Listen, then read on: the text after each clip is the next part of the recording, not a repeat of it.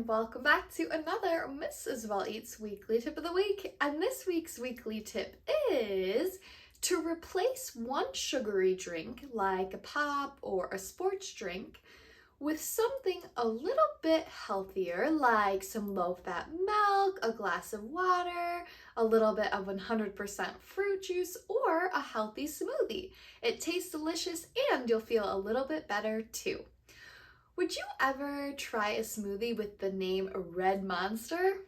Well, if so, you are in luck because I included a healthy and delicious recipe below, and I would like to know if you'll try it. So type in the comments yes or no, and I can't wait to see what you have to say. Have a great day.